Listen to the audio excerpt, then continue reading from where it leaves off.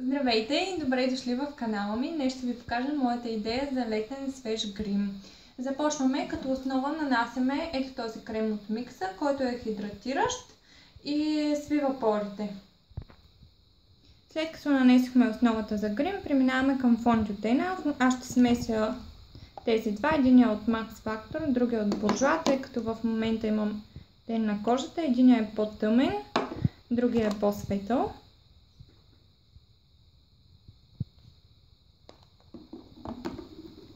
И нанасям с леки потупващи движения върху лицето с помощта на апликатор.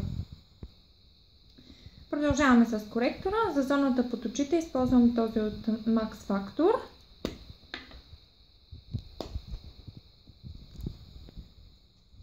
Който е специално направен да прикрие тъмните кръгове под очите. Нанасям го с пръст и после ще прелеем с апликатора.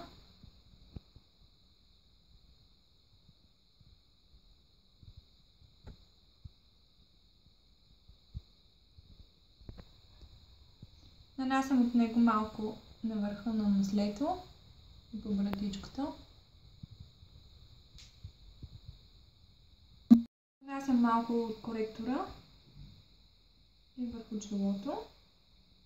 И след това започвам да преливам с чистата страна от апликатора. Продължаваме, като нанасяме този цвят по целия клепач.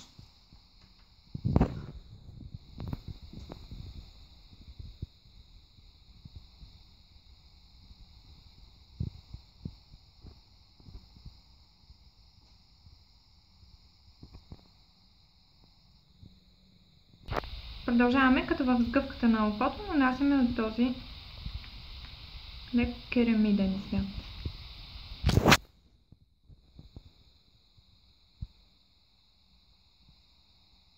Не се притеснявайте, после ще прелеем с чиста четка.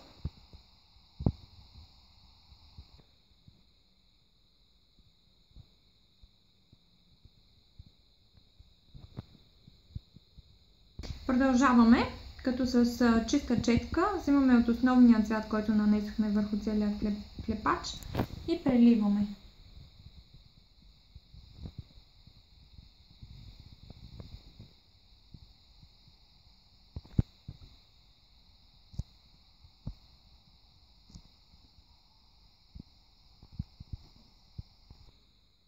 Продължаваме, като за хайлайт във вътрешната част на окото нанасяме ето този цвят шампанско.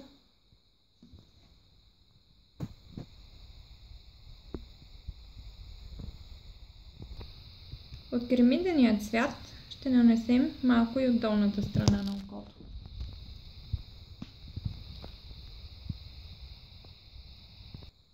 Продължаваме, като нанасяме черен молив във вътрешността на окото. Завършвам очите с ето тази спирала от Дебора Милано.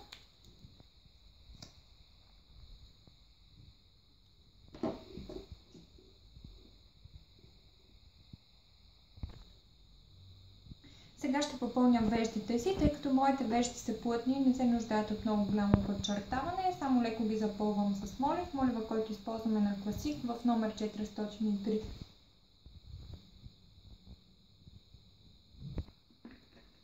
Сега нанасяме бронзираща пудра. Моята бронзираща пудра е от Avon. Правим ето просто е така като три върху лицето си.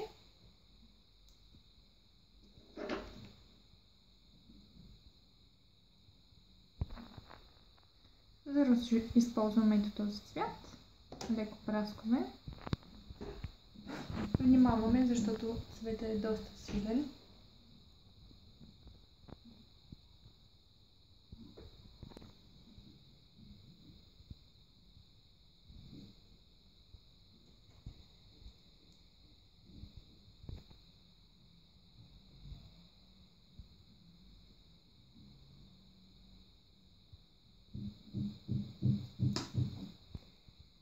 Нанасяме малко хайлайт.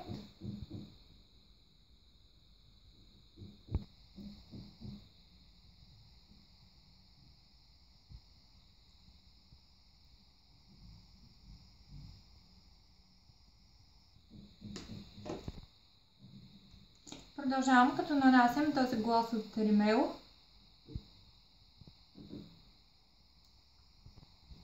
Ето това е завършения вид на грима.